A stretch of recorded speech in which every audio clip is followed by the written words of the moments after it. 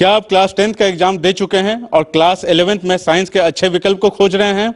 मैं Nitesh Ranjan, I have done my MTech from IIT Kanpur और सीधा कोटा से आपके शहर सिरसा में रिजोनेंस के ब्रांच को लेकर आ रहा हूं। रिजोनेंस यहां पर दो जगह पर ऑपरेट होने वाली है, एक खेड़का और दूसरा आपके शहर के बस स्टैंड के बिल्कुल समीप। यहां हमारे टॉप फैकल्टीज जो पूरे ऑल ओवर इंडिया से अच्छे अच्छे एक्सपीरियंसेस लेकर आ रहे हैं। 1 अप्रैल से जो हमारी बैच शुरू होने जा रही है, आखिर ये बैच में इनरोल कैसे करवाएंगे, नीचे दिए गए नंबर पे आप संपर्क करें। नमस्कार, स्वागत आपका के हरियाणा पे। मैं हूं आपके साथ रमेश जाखड़। लोकसभा चुनाव संपन्न हुए और लोकसभा चुनाव के नतीजे भी जो है वो आ चुके हैं और नतीजों में किस प्रकार से हरियाणा की अगर बात करें तो कांग्रेस और भारतीय जनता पार्टी ने जो है वो बराबर का स्कोर किया है। 5-5 सीटों पे जो है वो जीत दर्ज की है। तो अब ऐसे में इंडियन नेशनल लोकदल पार्टी और जननायक जनता पार्टी को पूरे हरियाणा भर से कितने वोट मिले हैं, उस पर जो है वो इस वीडियो में आज हम चर्चा करने वाले हैं। सबसे पहले अगर बात करें तो इंडियन नेशनल लोकदल पार्टी को पूरे हरियाणा में जो है वो 2,26,855 वोट मिले हैं, जो कि कुल वोट का प्रतिशत अगर बात करें तो 1.85 के लगभग, यानी कि 2% के लगभग जो है वो बनता है। और जननायक जनता पार्टी की अगर बात करें तो पूरे हरियाणा भर से 1,13,371 वोटों पे सिमट गई, जो कि 1% से भी कम 0.45% के लगभग जो है, या 0.5% के लगभग जो है वो बनता है। तो यहाँ तक जो है वो सिमट चुकी है। जैसे ही चर्चा चली थी कि इस बार इंडियन नेशनल लोकदल पार्टी अगर 6-7% वोट परसेंटेज नहीं ले पाती है तो जननायक तो जो है वो इनका चुनाव निशान जो है वो खतरे में है, चुनाव निशान जब्त हो जाएगा। तो उसके बाद दुष्यंत चौटाला का बयान आता है कि वो जो है वो उस पर दावा करेंगे, लेकिन दावा करने वाली पार्टी जिसका निशान जब्त होना है वो तो 2,26,000 वोटों पे खड़ी है, और दावा करने वाली पार्टी जो है वो उससे आधे वोटों पे जो है वो सिमटती हुई दिखाई दे रही है। चलिए अब हर एक इलाके में, हर लोकसभा में किस पार्टी को, इंडियन नेशनल लोकदल पार्टी को और जननायक जनता पार्टी को कहां से कितने वोट मिले हैं उस पर थोड़ा चर्चा जो है वो कर लेते हैं। क्योंकि इस बार जो है वो इंडियन नेशनल लोकदल पार्टी ने 7 लोकसभा प्रत्याशी अपने जो है वो मैदान में उतारे थे और जननायक जनता पार्टी ने 10 की 10 लोकसभा में अपने प्रत्याशी उतारे थे। तो ऐसे में इंडियन नेशनल लोकदल पार्टी के 7 लोकसभा क्षेत्रों में कितना वोट मिला है और जननायक जनता पार्टी को 10 लोकसभा क्षेत्रों में कितना वोट मिला है उस पर चर्चा करेंगे। सोनीपत की अगर बात करें तो इंडियन नेशनल लोकदल पार्टी के प्रत्याशी को इनेलो को 11,523 वोट मिले हैं और जजपा को जो है वो 7,820 वोट जो है वो पूरे सोनीपत लोकसभा में मिले हैं। सिरसा में अगर बात करें तो इनेलो के प्रत्याशी को 92,453 वोट मिले हैं और जननायक जनता पार्टी के प्रत्याशी को 20,080 वोट मिले हैं। कुरुक्षेत्र की अगर बात करें तो 78,708 वोट जो है वो इनेलो को मिले हैं और जेजेपी को 6,182 वोट जो है वो कुरुक्षेत्र में मिले हैं। हिसार की अगर बात करें तो हिसार में इंडियन नेशनल लोकदल पार्टी के प्रत्याशी को 22,203 वोट मिले हैं, तो जननायक जनता पार्टी के प्रत्याशी को 22,032 वोटों से जो है वो संतोष यहाँ पे करना पड़ा है। गुरुग्राम की अगर बात करें तो 4,897 वोट जो है वो इनेलो के प्रत्याशी को मिले हैं। हालांकि गुरुग्राम में मुस्लिम इलाका ज़्यादा है और मुस्लिम इलाके ने, मुस्लिम वोटर ने इस बार जो है वो कांग्रेस पार्टी की ओर रुख जो है वो किया है और अच्छा खासा एक तरफा रुख जो है वो मुस्लिम वोटर का कांग्रेस पार्टी की ओर देखने को मिला है।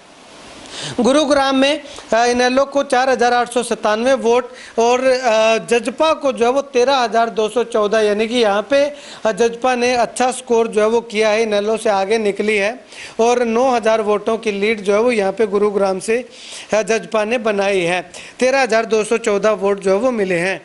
फरीदाबाद की अगर बात करें तो फरीदाबाद में इनेलो को 8,085 वोट मिले हैं और जननायक जनता पार्टी को 5361 वोट जो है वो मिलते हुए दिखाई दिए हैं। अब बाला में जो है वो इंडियन नेशनल लोकदल पार्टी के प्रत्याशी को 8,986 वोट मिले हैं और जननायक जनता पार्टी के प्रत्याशी को 6,055 वोट मिले हैं। रोहतक में इंडियन नेशनल लोकदल पार्टी ने प्रत्याशी नहीं उतारा था। यहाँ पे जननायक जनता पार्टी का प्रत्याशी 6,202 वोट से जो है वो संतोष करना पड़ा है। करनाल में भी जो है वो इंडियन नेशनल लोकदल पार्टी का समर्थन जो है वो एक अन्य जो उम्मीदवार को था और करनाल में जननायक जनता पार्टी को 11,349 वोट मिले हैं। और भिवानी में भी जो है वो इनेलो का कोई प्रत्याशी जो है वो घोषित नहीं था, चुनावी मैदान में नहीं था। और अगर बात करें तो जननायक जनता पार्टी के प्रत्याशी को 15,076 वोट यहाँ पे मिले हैं। कुल मिलाकर के 2,26,855 वोट 7 लोकसभा क्षेत्रों में इंडियन नेशनल लोकदल पार्टी को मिले हैं और 1,13,371 वोट जननायक जनता पार्टी को 10 की 10 लोकसभा क्षेत्र में मिले हैं। वोटों की अगर बात करें तो इंडियन नेशनल लोकदल पार्टी को वोट जो है वो जननायक जनता पार्टी से अच्छे मिले हैं। और अगर बात करें तो लगातार इंडियन नेशनल लोकदल पार्टी आगे बढ़त की ओर अग्रसर होती हुई दिखाई दे रही है और जननायक जनता पार्टी जो है वो लगातार बैक फुट पे जाती हुई दिखाई दे रही है। क्योंकि अगर पीछे की बात करें तो पीछे विधानसभा चुनाव में जननायक जनता पार्टी के 10 विधायक बने थे और इंडियन नेशनल लोकदल पार्टी का केवल 1 विधायक बना था। और लोकसभा चुनाव में अगर बात करें तो जननायक जनता पार्टी ने भी अच्छा खासा परफॉर्मेंस जो है वो दिया था और इंडियन नेशनल लोकदल पार्टी जो है वो बैक फुट पे जाती हुई दिखाई दे रही थी। तो वही सिचुएशन जो है वो सेम उलट सिचुएशन यहाँ पे हमें इस लोकसभा चुनाव के अंदर देखने को मिली है कि जेजेपी की जो जगह थी वहाँ पे इंडियन नेशनल लोकदल पार्टी खड़ी है और इनेलो की जगह पे जो है वो जननायक जनता पार्टी खड़ी हुई दिखाई दे रही है। खैर आने वाले समय में विधानसभा चुनाव में जो है वो क्या कुछ नतीजे रहते हैं वो आने वाला समय बताएगा। और एक सबसे बड़ा सवाल ये है, क्या इनेलो का चुनाव निशान जब्त हो जाएगा? क्या इनेलो की जो सदस्यता जो है वो उसको खतरा है? ये अभी जो है वो कुछ भी कहना पॉसिबल नहीं है, संभव नहीं है, क्योंकि चुनाव आयोग की ओर से अभी तक कोई भी एडवाइजरी जो है वो इसमें जारी नहीं हुई है।